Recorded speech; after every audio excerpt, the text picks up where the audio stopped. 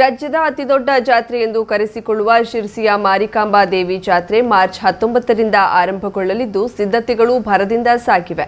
ಶಿರ್ಸಿ ಮಾರಿಗುಡಿಯ ಸುತ್ತಲೂ ಜಾತ್ರೆಯ ಸಿದ್ಧತೆಯಾಗಿ ಕಾವಿಕಲೆಯ ಚಿತ್ತಾರ ಕಂಡುಬರುತ್ತಿದ್ದು ಕಲಾವಿದರ ಕೈಚಳಕದಲ್ಲಿ ಕಲೆಯ ಝೇಂಕಾರ ಶುರುವಾಗಿದೆ. ಈ ಬಗ್ಗೆ ವರದಿ ಇಲ್ಲಿದೆ. ಮಾರಿಕಾಂಬಾ ದೇವಸ್ಥಾನದ ವಿಶೇಷ ಆಕರ್ಷಣೆಗಳಲ್ಲೊಂದು ಇಲ್ಲಿಯ ಗೋಡೆಗಳ ಕಾವಿಕಲೆ. ಹೊರ ಜಿಲ್ಲೆಗಳಿಂದ ಬರುವ ಭಕ್ತರು ಪ್ರವಾಸಿಗರು ಇಲ್ಲಿಯ ಕಾವಿಕಲೆಗೆ ಮೈಮರೆತು ಬಿಡ್ತಾರೆ. ದೇವಾಲಯದ ಒಳಗೋಡೆಗಳು, ಮುಖಮಂಟಪ ಮತ್ತು ಪ್ರಧಾನ ಗೋಡೆಗಳಲ್ಲಿ ಈ ಕಾವಿಕಲೆ ಕಂಗೊಳಿಸುತ್ತದೆ. ಮಾರಿಕಾಂಬಾ ದೇವಿಯ ಜಾತ್ರೆಯ ವರ್ಷ ಕಾವಿಕಲೆಗೆ ಹೊಳಪು ನೀಡುವ ಜೊತೆಗೆ ಅಗತ್ಯವಿರುವಲ್ಲಿ ಪೇಂಟಿಂಗ್ ಮಾಡಿ ಮತ್ತೆ ಕಾವಿಕಲೆ ಅರಳಿಸಲಾಗುತ್ತದೆ. ಜನವರಿ 31ರಂದು ದೇವಿಯ ಪ್ರತಿಷ್ಠಾ ಮಂಟಪ ಕಳಚಲಾಗಿದ್ದು, ಆ ಬಳಿಕ ದೇವಾಲಯದ ಆವರಣ ಶುಭ್ರಗೊಳಿಸಿ ಕಾವಿಕಲೆಗೆ ಮತ್ತೆ ರಂಗು ನೀಡಲು ಪ್ರಾರಂಭಿಸಲಾಗಿದೆ. ಕಲಾವಿದ ಸುಧಾಕರ್ ಗುಡಿಗಾರ್ ಕೈಚಳಕದಲ್ಲಿ ಕಾವಿಕಲೆಯ ಝೇಂಕಾರ ಶುರುವಾಗಿದ್ದು, ದೇವಾಲಯದ ಗರ್ಭಗುಡಿ, ಗಂಟೆ ಮಂಟಪ, ಚಂದ್ರಶಾಲೆ ಮತ್ತು ಸಭಾಭವನದಲ್ಲಿ ಕಾವಿಕಲೆ ಬಿಡಿಸುವ ಕಾರ್ಯ ಈಗ ಪ್ರಗತಿಯಲ್ಲಿದೆ. ದೇವಾಲಯದ ಎದುರಿನ ಗೋಡೆಗಳಿಗೆ ಪ್ರತಿ 4 ವರ್ಷಗಳಿಗೊಮ್ಮೆ ಕಾವಿಕಲೆ ಬಿಡಿಸಲಾಗುತ್ತಿದ್ದು, ಕಳೆದ ಜಾತ್ರೆಯಲ್ಲಿ ಈ ಕಾರ್ಯ ನಡೆಸಿದ್ದರಿಂದ ಈ ವರ್ಷ ದೇವಾಲಯದ ಒಳಭಾಗದ ಸೌಂದರ್ಯಕ್ಕೆ ಆದ್ಯತೆ ನೀಡಲಾಗಿದೆ. ಮಾರಿಕಾಂಬಾ ದೇವಾಲಯದ ಆಕರ್ಷಣೆಯಾದ ಕಾವಿಕಲೆ ಮಹಾರಾಷ್ಟ್ರದ ಸಾವಂತವಾಡಿಯ ಕಾರ್ಮಿಕರಿಂದ ಆರಂಭಗೊಂಡಿದೆ ಎನ್ನಲಾಗುತ್ತದೆ.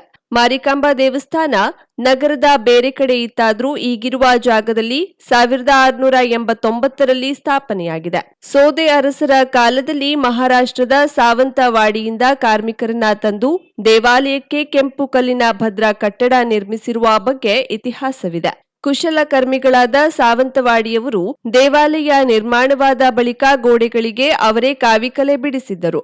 ಆ ಬಳಿಕ ದೇವಾಲಯದ ಗೋಡೆಗಳಿಗೆ ಕಾವಿಕಲೆ ಪದ್ಧತಿಯನ್ನೇ ಮುಂದುವರಿಸಿಕೊಂಡು ಬರಲಾಗಿದೆ. ಶಿರ್ಸಿ ನಗರದ ಕಲಾವಿದರಾದ ಸುಧಾಕರ್ ಗುಡಿಗಾರ್ ಕಳೆದ ಕೆಲವು ದಿನಗಳಿಂದ ತಂಡದೊಂದಿಗೆ ಕಾವಿಕಲೆ ಬಿಡಿಸೋದ್ರಲ್ಲಿ ನಿರತರಾಗಿದ್ದಾರೆ.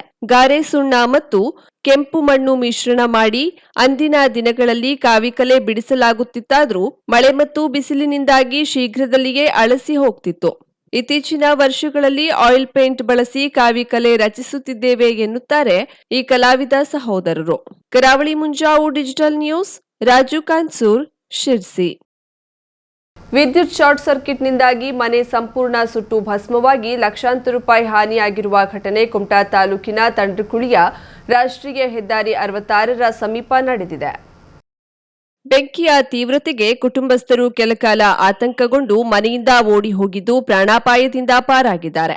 ತಂಡ್ರಕುಳಿಯ ರಮೇಶ್ ಅಂಬಿಗ, ರಾಘವೇಂದ್ರ ಗೋಪಾಲಂಬಿಗ, ರಮೇಶ್ ಗೋಪಾಲಂಬಿಗ, ರಾಮಕೃಷ್ಣ ಗೋಪಾಲಂಬಿಗ ಎನ್ನುವವರಿಗೆ ಸೇರಿದ ಮನೆ ಇದಾಗಿದ್ದು, ಬೆಂಕಿಯ ಕಿಡಿ ಮನೆಯ ಪಕ್ಕದಲ್ಲಿರುವ ತೆಂಗಿನ ಮರಕ್ಕೆ ವ್ಯಾಪಿಸಿದೆ. ತೆಂಗಿನ ಮರದಿಂದ ಮನೆಯ ಮೇಲೆ ಬೆಂಕಿಯ ಕಿಡಿ ಬಿದ್ದ ಪರಿಣಾಮ ಬೆಂಕಿಯ ತೀವ್ರತೆ ಹೆಚ್ಚಾಗಿ ಮನೆ ಸಂಪೂರ್ಣವಾಗಿ ಸುಟ್ಟು ಕರಕಲಾಗಿದೆ. ಅನ್ಯ ಕೆಲಸದ ನಿಮಿತ್ತ ಬರ್ಗಿ ಗ್ರಾಮಕ್ಕೆ ತೆರಳಿದ್ದ ಕುಮಟಾ ತಹಶೀಲ್ದಾರ್ ಪ್ರವೀಣ್ ಕರಾಂಡೆ ತಂಡ್ರಕುಳಿಯಲ್ಲಿ ಕಾಣಿಸಿಕೊಂಡ ಬೆಂಕಿ ಅವಘಡ ಕಂಡು ಸ್ಥಳಕ್ಕೆ ಭೇಟಿ ನೀಡಿ ಅಗ್ನಿಶಾಮಕ ಹಾಗೂ ಪೊಲೀಸರಿಗೆ ವಿಷಯ ತಿಳಿಸಿದ್ದಾರೆ. ಬೆಂಕಿ ನಂದಿಸಲು ಸ್ಥಳೀಯರು ಹರಸಾಹಸ ಪಟ್ಟರು.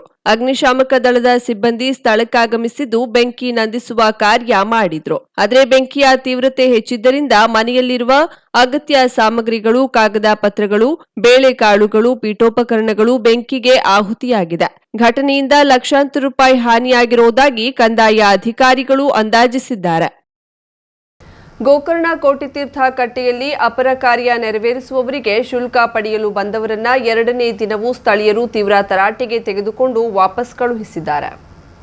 ಗೋಕರ್ಣ ಕೋಟಿತೀರ್ಥ ನಿರ್ವಹಣೆಗೆ ಗ್ರಾಮ ಪಂಚಾಯತ್ ಟೆಂಡರ್ ನೀಡಿದ್ದು, ಈ ಟೆಂಡರ್ ಪಡೆದವರು ಇಲ್ಲಿ ಪಿತೃಕಾರ್ಯ ನಡೆಸೋದ್ರಿಂದ ಹಣ ಪಡೆಯಲು ಮುಂದಾಗಿದ್ರು. ಆದರೆ ಈ ಬಗ್ಗೆ ಮಂಗಳವಾರವೇ ಆಕ್ಷೇಪ ವ್ಯಕ್ತಪಡಿಸಿದ್ದರು. ಆದರೂ ಪುನಃ ಹಣ ವಸೂಲಿಗೆ ಬಂದವರನ್ನ ತಡೆಯಲಾಯಿತು. ಧಾರ್ಮಿಕ ಕಾರ್ಯಕ್ಕೆ ಶುಲ್ಕ ವಸೂಲು ಮಾಡುವಂತಿಲ್ಲ ಎಂದು ನ್ಯಾಯಾಲಯವೇ ಹೇಳಿದ್ದು, ಆದರೂ ವಸೂಲಿಗೆ ಬಂದಿರೋದು ತಪ್ಪು ಎಂದ ಸ್ಥಳೀಯ ನಿವಾಸಿಗಳು ಈ ಹಿಂದೆ ಹೊಲಸು ತುಂಬಿದಾಗ ನಾವೇ ಸ್ವಚ್ಛಗೊಳಿಸಿದ್ದೇವೆ. ಆದರೆ ಈಗ ಹಣ ಗಳಿಕೆ ಬಂದಿರೋದು ಎಷ್ಟು ಸರಿ ಎಂದು ಪ್ರಶ್ನಿಸಿದ ಅವರು, ಕೋಟಿತೀರ್ಥಕ್ಕೆ ಹಲವು ಕಡೆಯಿಂದ ಹೊಲಸು ನೀರು ನುಗ್ಗುತ್ತಿದ್ದು ಎಲ್ಲಿಂದ ಬಿಡಲಾಗುತ್ತದೆ ಎನ್ನುವುದನ್ನ ಪತ್ತೆ ಮಾಡಿ ಸೂಕ್ತ ಕ್ರಮ ಜರುಗಿಸಿ. ಅದನ್ನ ಬಿಟ್ಟು ನಾವು ಈಗಾಗಲೇ ಸ್ವಚ್ಛಗೊಳಿಸುತ್ತಿರುವ ಜಾಗಕ್ಕೆ ಸ್ವಚ್ಛತಾ ಕರ ಎಂದು ಹಣ ಪಡೆಯಲು ಬಂದ್ರೆ ನೀಡೋದಿಲ್ಲ ಎಂದು ಎಚ್ಚರಿಸಿದ್ರು. ಈ ಹಿಂದೆ ಕೋಟಿತೀರ್ಥವನ್ನ ನಿರ್ವಹಿಸಿದ ಪಟ್ಟೆ ವಿನಾಯಕ ಗೆಳೆಯರ ಬಳಗದ ಪದಾಧಿಕಾರಿಗಳು, ಸದಸ್ಯರು, ಉಪಾಧಿವಂತ ಮಂಡಲದ ವೇದಮೂರ್ತಿ ಗಣೇಶ್ ಜಂಬೆ, ನರಸಿಂಹ ಜೋಶಿ, ವೇದಮೂರ್ತಿ ದತ್ತಾತ್ರೇಯ ಹಿರೇಗಂಗೆ, ಶ್ರೀಕೃಷ್ಣ ವೇದ ಪ್ರತಿಷ್ಠಾನದ ಅಧ್ಯಕ್ಷ ವೇದಮೂರ್ತಿ ಶಿವರಾಮ್ ಮಯ್ಯರ್, ಸ್ಥಳೀಯ ನಿವಾಸಿಗಳು ಉಪಸ್ಥಿತರಿದ್ದರು. ಕಾಂಗ್ರೆಸ್ ಪಕ್ಷದ ರಾಜ್ಯ ಸರ್ಕಾರದ ಗ್ಯಾರಂಟಿಗಾಗಿ ಮಾಡುತ್ತಿರುವ ಅನುದಾನ ಅನುತ್ಪಾದಕವಾಗಿದ್ದು ಅವರಿಂದ ಅಭಿವೃದ್ಧಿ ಸಾಧ್ಯವಿಲ್ಲ ಎಂದು ಖ್ಯಾತ ಸಾಮಾಜಿಕ ಹೋರಾಟಗಾರ ಜಯಂತ್ ಎಂ ತಿನೈಕರ್ ಸವಾಲು ಎಸೆದಿದ್ದಾರೆ. ಕಾರವಾರ ನಗರದ ಜಿಲ್ಲಾ ಪತ್ರಿಕಾ ಭವನದ ಪತ್ರಿಕಾಗೋಷ್ಠಿಯಲ್ಲಿ ಮಾತನಾಡುತ್ತಿದ್ದ ಅವರು, ಕಾಂಗ್ರೆಸ್ ಸರ್ಕಾರ ನೀಡುತ್ತಿರುವ ಗ್ಯಾರಂಟಿಗಳಿಂದ ಜನರು ಬಡತನ ರೇಖೆಯಿಂದ ಹೊರಬರುತ್ತಿದ್ರೆ ಅದನ್ನೇ ಕಾಂಗ್ರೆಸ್ ಸಚಿವರಿಗೆ, ಶಾಸಕರಿಗೆ, ನಿಯಮ ಮಂಡಳಿ ಅಧ್ಯಕ್ಷರಿಗೆ, ಪಕ್ಷದ ಪದಾಧಿಕಾರಿಗಳಿಗೆ ನೀಡಿ ಅವರನ್ನ ಬಡತನದಿಂದ ಮುಕ್ತಗೊಳಿಸಿ ಅವರಿಗೆ ನೀಡುತ್ತಿರುವ ವೇತನ ಸೌಲಭ್ಯಗಳು ಬಂದ್ ಮಾಡಿ ರಾಜ್ಯದ ಅಭಿವೃದ್ಧಿಗೆ ಬಳಸಲಿ ಎಂದು ಖ್ಯಾತ ಸಾಮಾಜಿಕ ಹೋರಾಟಗಾರ ಜಯಂತ್ ಎಂ ತಿನೈಕರ್ ಸವಾಲು ಎಸೆದಿದ್ದಾರೆ. ರಾಜ್ಯ ಸರ್ಕಾರ ಗವರ್ನರ್ ಮೂಲಕ ಹೇಳಿಸಿ ಗ್ಯಾರಂಟಿಗಳಿಂದ ರಾಜ್ಯದಲ್ಲಿ 1 ಕೋಟಿ ಜನರು ಬಡತನ ರೇಖೆಯಿಂದ ಮೇಲೆ ಬಂದಿದ್ದಾರೆಂದು ಹೇಳಿಕೆ ನೀಡಿದ್ದಾರೆ. ಅದೇ ಸೌಲಭ್ಯಗಳನ್ನ ಕಡಿತ ಮಾಡಿದ್ರೆ ರಾಜ್ಯದ ಬೊಕ್ಕಸಕ್ಕೆ ಲಾಭವಾಗಲಿದೆ. ಮುಂದಿನ ಲೋಕಸಭಾ ಚುನಾವಣೆಯಲ್ಲಿ ಹೆಚ್ಚು ಸ್ಥಾನವನ್ನ ಗಳಿಸಲು ಭ್ರಮೆ ಮೂಡಿಸುವ ಕಾಂಗ್ರೆಸ್ ಪಕ್ಷ ಮಾಡುತ್ತಿರುವ ಕುತಂತ್ರವಿದು. ಅದರ ಭಾಗವಾಗಿಯೇ ಸಂಸದ ಡಿಕೆ ಸುರೇಶ್ ದೇಶ ಒಡೆಯುವ ಹೇಳಿಕೆಯನ್ನ ನೀಡಿದ್ದಾರೆ. ಕಳೆದ 10 ವರ್ಷಗಳಿಂದ ಸಂಸದರಾಗಲು ಡಿಕೆ ಸುರೇಶ್ ರವರು ಕರ್ನಾಟಕಕ್ಕೆ ಅನ್ಯಾಯವಾಗ್ತಿದೆ ಎಂದು ಎಷ್ಟು ಬಾರಿ ಸಂಸದರಾಗಿ ಧ್ವನಿ ಎತ್ತಿದ್ದಾರೆಂಬುದನ್ನ ತಿಳಿಸಲಿ. ಡಿಕೆ ಸುರೇಶ್ ರನ್ನ ಅವರ ಅಣ್ಣ ರಾಜ್ಯದ ಉಪಮುಖ್ಯಮಂತ್ರಿ ಸಮರ್ಥಿಸಿಕೊಳ್ತಿದ್ದಾರೆ. ಅದನ್ನೇ ಮುಂದುವರಿಸಿ ಮುಖ್ಯಮಂತ್ರಿ ಸಿದ್ದರಾಮಯ್ಯನವರು ರಾಜ್ಯಕ್ಕೆ ಕೇಂದ್ರದಿಂದ 1,000 ಕೋಟಿ ರೂಪಾಯಿ ಅನುದಾನ ಬರಬೇಕೆಂದು ಹೇಳಿಕೆ ನೀಡುತ್ತಾರೆ. ರಾಜ್ಯದಲ್ಲಿ ಅತಿ ಹೆಚ್ಚು 9 ಬಾರಿ ಬಜೆಟ್ ಮಂಡಿಸುವ ಸಿದ್ದರಾಮಯ್ಯನವರಿಗೆ ಕೇಂದ್ರದಿಂದ ಅನುದಾನ ಕಡಿಮೆ ಬರ್ತಿದೆ ಎಂದು ಹಿಂದೆ ಗೊತ್ತಾಗ್ಲಿಲ್ವೇ? ಅವರ ಬಗ್ಗೆ ಎಷ್ಟು ಬಾರಿ ಈ ಹಿಂದೆ ಧ್ವನಿ ಎತ್ತಿದ್ದಾರೆನ್ನುವುದನ್ನ ಸಾರ್ವಜನಿಕವಾಗಿ ತಿಳಿಸಲಿ. ಇದೊಂದು ಕಾಂಗ್ರೆಸ್ ಪಕ್ಷದ ಕುತಂತ್ರವಾಗಿದ್ದು ಭ್ರಷ್ಟಾಚಾರ, ಸುಳ್ಳು ಆಪಾದನೆ, ಆರೋಪ, ಆಶ್ವಾಸನೆ ನೀಡಿ ರಾಜ್ಯದಲ್ಲಿ ಹೆಚ್ಚು ಸಂಸದ ಸ್ಥಾನಗಳನ್ನ ಗೆಲ್ಲಲು ಮಾಡುತ್ತಿರುವ ಕುತಂತ್ರವಾಗಿದೆ ಎಂದು ತಿಳಿಸಿದ್ರು. ದೇಶದಲ್ಲಿ ನಡೆದ 30,000 ಕೋಟಿ ರೂಪಾಯಿ ತೆಲಗಿಯ ನಕಲಿ ಛಾಪ ಕಾಗದದ ಹಗರಣವನ್ನ ಬಯಲು ಮಾಡಿದ ಖ್ಯಾತಿಯ ಜಯಂತ್ ತಿನೈಕರ್ ತೆಲಗಿ ಹಗರಣದ ಬಗ್ಗೆ ಮಾತನಾಡಿ, ಇದು ಕರೀಂಲಾಲನೊಬ್ಬನೇ ಮಾಡಿದ ಹಗರಣವಲ್ಲ, ಇದೊಂದು ಕಾಂಗ್ರೆಸ್ ಪಕ್ಷ ಹಳ್ಳಿಯಿಂದ ದಿಲ್ಲಿಯವರೆಗೆ ಮಾಡಿದ ಹಗರಣವಾಗಿದೆ ಎಂದು ತಿಳಿಸಿದ್ರು.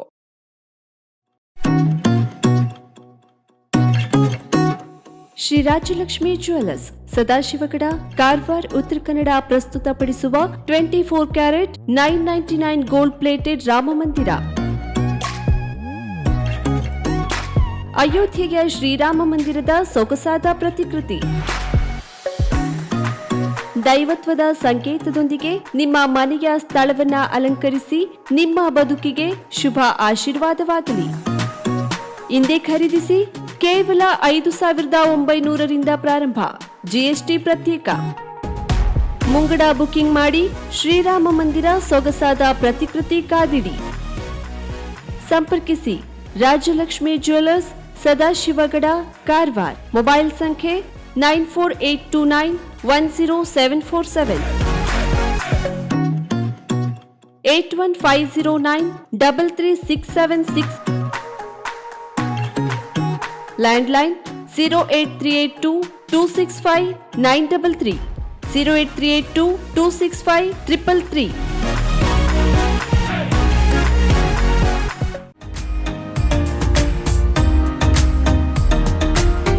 ಮಿಲನ್ ಎಂಟರ್ಪ್ರೈಸಸ್ ಬೃಹತ್ ಎಲೆಕ್ಟ್ರಾನಿಕ್ ಹಾಗೂ ಫರ್ನಿಚರ್ ಮಳಿಗೆ. ಉತ್ತರ ಕನ್ನಡ ಜಿಲ್ಲೆಯಲ್ಲೇ ಅತಿ ಹೆಚ್ಚು ಮಳಿಗೆಗಳನ್ನ ಹೊಂದಿರುವ, ಅತಿ ಹೆಚ್ಚು ಸಂತೃಪ್ತ ಗ್ರಾಹಕರನ್ನ ಹೊಂದಿರುವ ಮೂಲಕ ಹೆಗ್ಗಳಿಕೆಗೆ ಪಾತ್ರವಾಗಿರುವ ಏಕೈಕ ಸಂಸ್ಥೆ ಮಿಲನ್ ಎಂಟರ್ಪ್ರೈಸಸ್.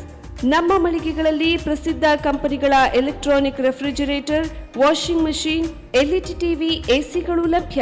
ಭಾರತದ ಕರಾವಳಿ ಹವಾಮಾನಕ್ಕೆ ಹೊಂದಿಕೊಳ್ಳುವ ನಂಬರ್ 1 ಬ್ರ್ಯಾಂಡ್ ಆದ ಗೋದ್ರೇಜ್ ಕಂಪನಿಯ ಕಪಾಟು, ಆಫೀಸ್ ಟೇಬಲ್, ಆಫೀಸ್ ಚೇರ್, ಬ್ಯಾಂಕ್ಗಳಿಗೆ ಹಾಗೂ ಚಿನ್ನದ ಅಂಗಡಿಗಳಿಗೆ ಬೇಕಾಗುವ ಸೇಫ್ ಲಾಕರ್ಗಳು ಅತಿ ಕಡಿಮೆ ಬೆಲೆಯಲ್ಲಿ ಲಭ್ಯವಿದೆ. Teak wood sofa set, wooden dining table ಹಾಗೂ ಗ್ರಾಹಕರಿಗೆ ಬೇಕಾಗುವ ಅಳತೆಯಲ್ಲಿ ನಿಮ್ಮ ಮನೆಗೆ ಹೊಂದಿಕೊಳ್ಳುವ ಹಾಗೆ ಫರ್ನಿಚರ್ಗಳನ್ನ ಮಾಡಿಕೊಡಲಾಗುವುದು. ಕಸ್ಟಮೈಸ್ಡ್ ಕಿಚನ್ ವಾರ್ಡ್ರೋಬ್ಗಳನ್ನ ಅತಿ ಹೆಚ್ಚು ವರ್ಷಗಳ ಕಾಲ ಬಾಳಿಕೆ ಬರುವ ಹಾಗೆ ವಾರಂಟಿಯೊಂದಿಗೆ ಮಾಡಿಕೊಡಲಾಗುವುದು. ನಮ್ಮಲ್ಲಿ ಡ್ಯೂರಾಫ್ಲೆಕ್ಸ್, ಗೋದ್ರೇಜ್ ಕಂಪನಿಯ memory foam mattress, orthopaedic mattress, spring ಮ್ಯಾಟ್ರೆಸ್ಗಳು ಕಡಿಮೆ ಬೆಲೆಯಲ್ಲಿ ಲಭ್ಯ. ವಿವಿಧ ಕಂಪನಿಗಳ ನವೀನ ಮಾದರಿಯ ಮಿಕ್ಸರ್, ಗ್ರೈಂಡರ್, ಫ್ಯಾನ್, ಕುಕ್ಕರ್, ತವಾ, ಫ್ಲಾಸ್ಕ್, ಮೈಕ್ರೋ ಓವೆನ್ಗಳು ಲಭ್ಯವಿದೆ. 0% ಬಡ್ಡಿಯೊಂದಿಗೆ ಸ್ಥಳದಲ್ಲಿಯೇ ಬಜಾಜ್ ಫೈನಾನ್ಸ್ ನಿಂದ ಸಾಲ ಸೌಲಭ್ಯವಿದೆ. ಮಿಲನ್ ಎಂಟರ್ಪ್ರೈಸಸ್ ನಲ್ಲಿ ಖರೀದಿ ಮಾಡುವ ಗ್ರಾಹಕರಿಗೆ ಡಿಸ್ಕೌಂಟ್ ಮತ್ತು ಗಿಫ್ಟ್ ಜೊತೆಗೆ ಪ್ರತಿ 2,000 ರೂಪಾಯಿಗಳ ಖರೀದಿಗೆ ಒಂದು ಬಂಪರ್ ಲಕ್ಕಿ ಡ್ರಾ ಕೂಪನ್ ನೀಡಲಾಗುವುದು. ಈ ಲಕ್ಕಿ ಡ್ರಾನಲ್ಲಿ 7 ಲಕ್ಷದವರೆಗೆ ಬಹುಮಾನ ಗೆಲ್ಲುವ ಅವಕಾಶ ನಿಮ್ಮದಾಗಿರುತ್ತದೆ. ಲಕ್ಕಿ ಡ್ರಾದಲ್ಲಿ 1 ಕಾರ್, 2 ಬೈಕ್ ಮತ್ತು ರೆಫ್ರಿಜಿರೇಟರ್, ವಾಷಿಂಗ್ ಮಷಿನ್ ಸೇರಿದಂತೆ 30 ಲಕ್ಕಿ ಗ್ರಾಹಕರಿಗೆ ಬಹುಮಾನ ಗೆಲ್ಲುವ ಅವಕಾಶ. ಗ್ರಾಹಕರ ಸಂತೃಪ್ತಿಗೆ ನಮ್ಮ ಮೊದಲ ಆದ್ಯತೆ ಎನ್ನುವುದು ಮಿಲನ್ ಎಂಟರ್ಪ್ರೈಸಸ್ನ ವಾಕ್ಯ. ಉತ್ತರ ಕನ್ನಡ ಜಿಲ್ಲೆಯ ನಮ್ಮ ಶೋರೂಮ್ಗಳಾದ ಮುಲ್ಲಾ ಸ್ಟಾಪ್ ಹತ್ತಿರ Kodibag road, Kajubag, Karwar, agriculture office ಎದುರುಗಡೆ ಮಾಸ್ತಿಕಟ್ಟೆ ರೋಡ್, ಹೊನ್ನಾವರ, ಸೀಮಾ ಕಾಂಪ್ಲೆಕ್ಸ್ ಹತ್ತಿರ Moni Basti main road, Bhatkal, Indian bank ಎದುರು CP Bazar road, Sirsi, JS building, JN road, Dandeli, KS building, Motikeri road, Haliyal. ಇಲ್ಲಿಗೆ ತಪ್ಪದೇ ಭೇಟಿ ನೀಡಿ ಸಂತೃಪ್ತರಾಗಿ.